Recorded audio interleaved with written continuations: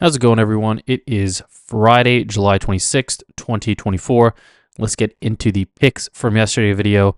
First off, on AVTR, I actually ended up not taking this earnings time spread, and that's because when I looked at the earnings time spread, the debit was very, very low. It was like 5 cents. So, not what I expected on the original price of that stock. It was around like 22 bucks ish pre earnings. So, because I saw that, I ended up not taking that trade. So sorry about that, guys.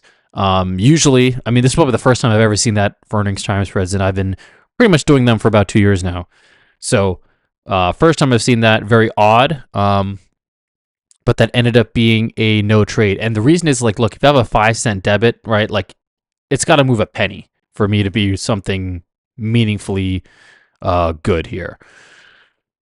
Second thing, I had two day trades that I recommended yesterday. The first was BBWI. The second was VKTX. So here is BBWI. You can see that this stock over here broke down over here to the low of the day, came back up, kind of retesting this area a couple of times here. Certainly a little bit choppy, but it started to show some weakness over here as the market sold off. And got dragged down by the market later in the day. So not actually one that I ended up taking. And it was really because I was a little bit out of sync with the market yesterday. So, but this is one that actually would have ended up winning if I had gotten the market correct. So what happened yesterday? Well, we got a pretty big bearish reversal sort of day.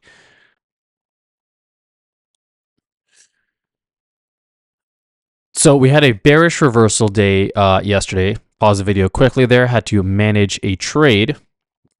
And it was a pretty interesting day where we got this little poke down, and now we were starting to rebound higher. And then we're getting this pretty big bearish divergence setting up over here, or this bullish divergence setting up over here. So I thought we had a pretty decent chance to go higher. Now, there was two clues. The first one was actually three clues. The first was that we had a lot of heavy selling pressure yesterday, so sellers weren't just going to go away.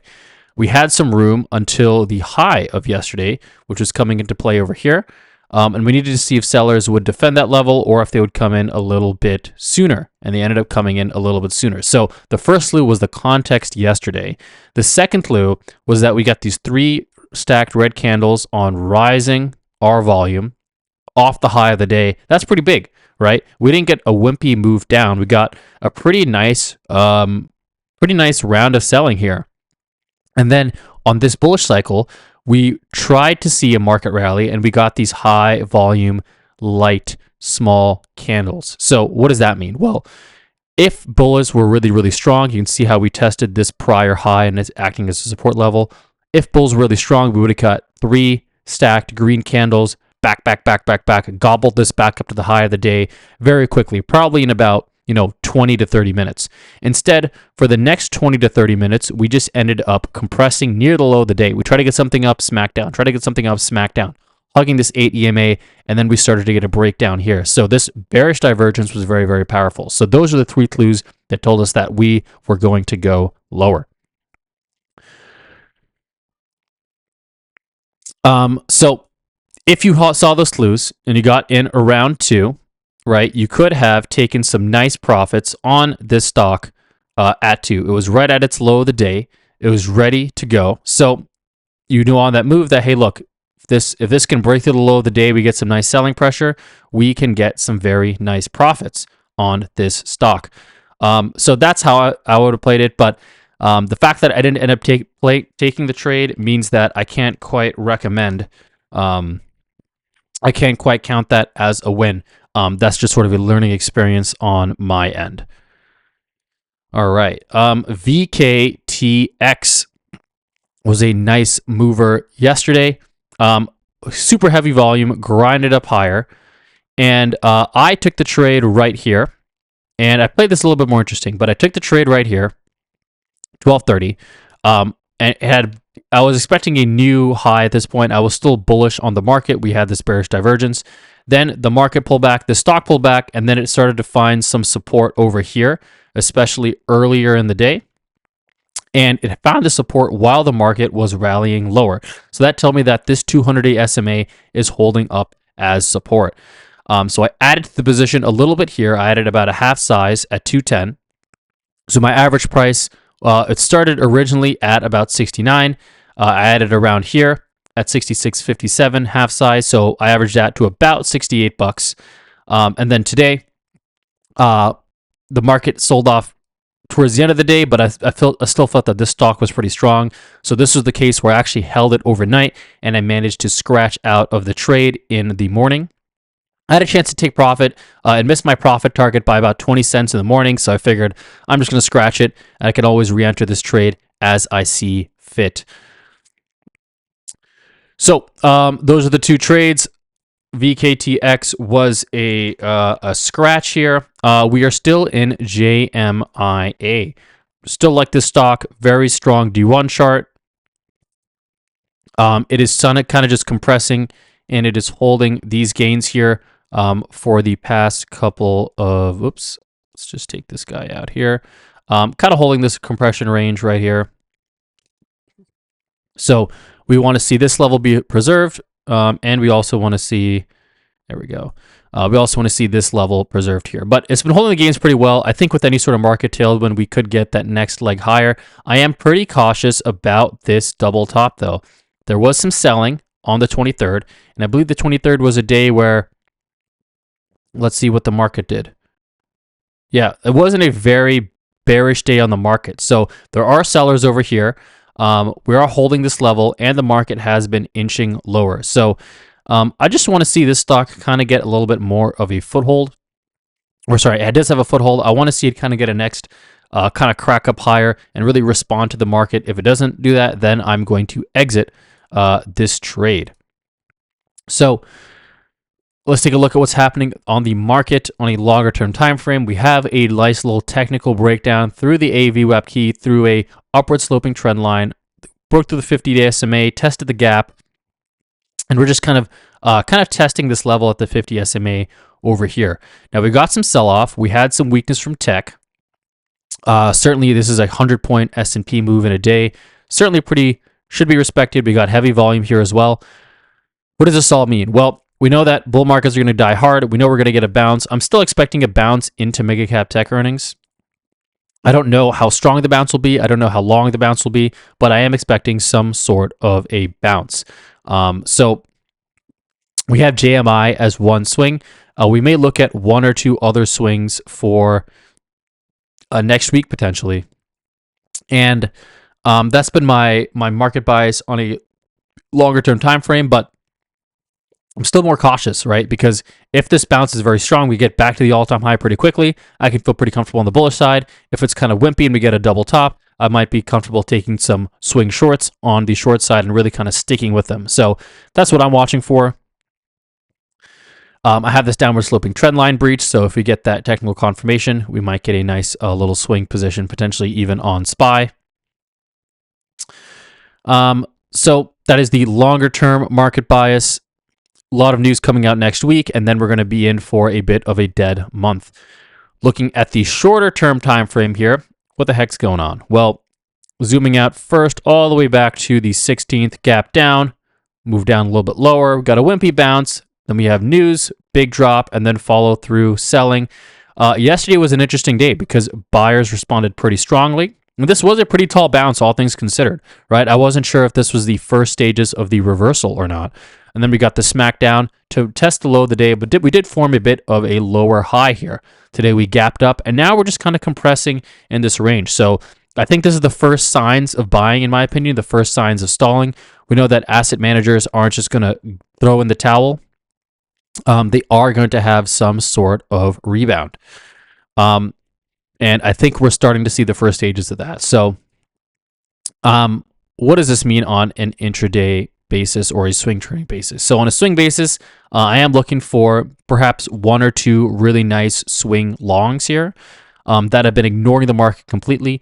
On a day trading basis here, let's look at what the market's been doing. Well, we got a gap up, and this is just test, right? We're just kind of absorbing a lot of the selling pressure, and we're compressing. And I think this is actually pretty bullish in my opinion. for a couple of reasons. So I already mentioned it's sort of the longer term context that we're in, right? Which could senses that we could be towards the end of the selling move at the beginning of the new buying move. The second part is that we're at the 50 SMA. We're holding this as support. The third part is that we're starting to inch a little bit higher.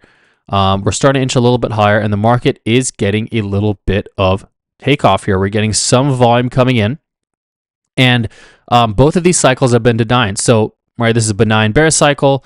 Benign bull cycle, benign bear cycle, benign bull cycle.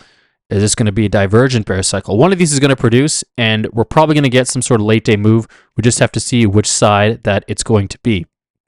Notice I'm flipping to sweet green. I actually have a short on sweet green right now. When I'm still kind of experimenting with some day trading setups, but on sweet green, we did get a gap up. You can see that we're at the 200-day SMA. We're also kind of testing some of these levels here, and sweet green was very weak earlier in the day where it was trying to poke into the gap, right? Poke into the gap, and we're just kind of fighting off some of these buyers here, right? So there's a lot of gap buyers that seems to be being a little bit pretty stubborn here. Now, I'm still sticking with sweet green. I'm going to just kind of see what happens on the stock. This is pretty experimental. I'm not going to recommend it, but this is just one of the setups where, okay, well, we have a gap up, right? But you can see the relative weakness starting from the 955 candle. So while the market was going flat, the stock was going down and poked into the gap. And now we are just kind of dissuading all of these gap sellers here. I'm not a huge fan of this upward sloping trend line coming here, but it is looking pretty weak relative to the market. And that is what I like to see. So I want to keep that relative weakness. I can also lean on this SMA as resistance. And we have a pretty big gap fill over here. So I know that if the market ends up stalling, as long as sweet green does its job, it's holding on pretty well. The market's stalling, not really responding to it. We have a good chance of getting back into this gap. And I can lean on this SMA here. All right. So although I'm going to check here is NWL. Looks like I'm taking a small day trade on here. Looks like I may get my fill pretty soon. Looks like I was 1 cent away from my fill, which is unfortunate. But we're going to keep on this stock here. Just going to take a tiny win on that. I'm not trying to press my luck too much right now. Just taking small wins until we see some sort of market move. Oh, that's unfortunate. My stop was, there we go, 8.94. I believe I was 8.95. Oh, 8.94. Okay, so we have to move up pretty much just 1 cent, and I will get my fill on the stock. So what are some nice trades that we can take today? Well, considering that we may look for some potential swing longs, I have two picks that I really, really like today. So first one here is JPM. So why do I like JPM? So first, the D1 is still pretty nice. And if we just look at a D1 comparison here, this stock is kind of a little choppy. It pulls back, finds support, launches up, pulls back, finds support, launches up. So we are getting a bounce off support through the AVWAP-E off the 8 EMA, breaking above these highs right here around 212. And the last couple of days, while the market has been selling off, JPM has been holding its own and holding this prior level of resistance. Now it has become support. So we could lean on this level right around 209.50, 209-ish. There's some support right here. And we have plenty of runway, at least to this high. We have about $5 to this level. Certainly a little bit of volume coming in here. Yeah, so I like JPM. If you look at what's happening today, had a pretty big move today. Now it's testing this support level. So on the stock, I'm going to set an alert right at the high of the day.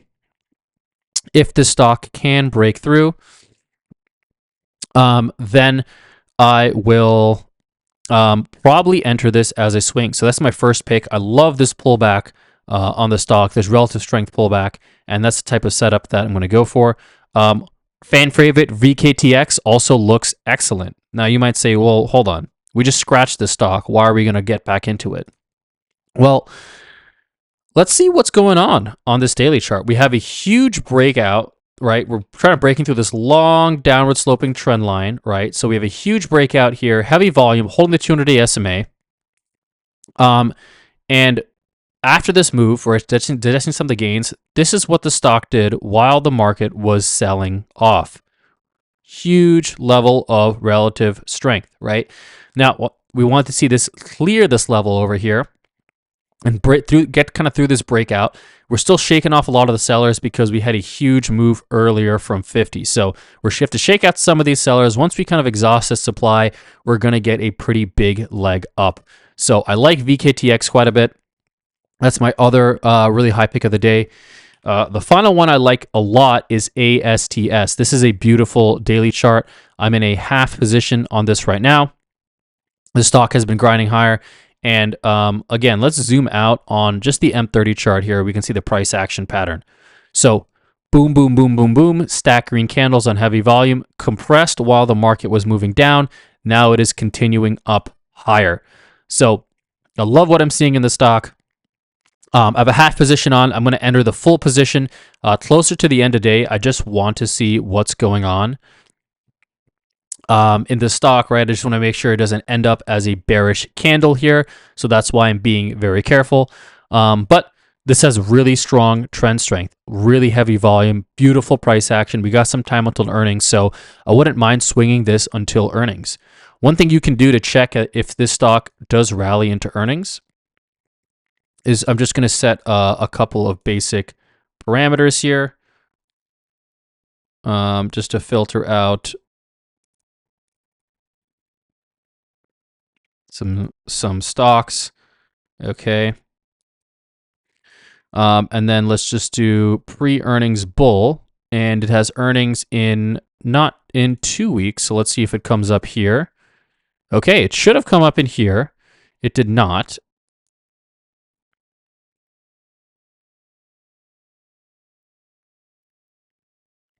Okay, so we know this is not a pre-earnings bull in about 2 weeks. Let me just make sure I have the right date. I could have the wrong date. I may not even know my calendar. Let's do 3 weeks, actually. Maybe 3 weeks. I am mistaken here. There we go. Pre-earnings bull. Okay, so that means we have some historical catalyst in our favor on the stock. Nice. Looks like I got filled on NWL.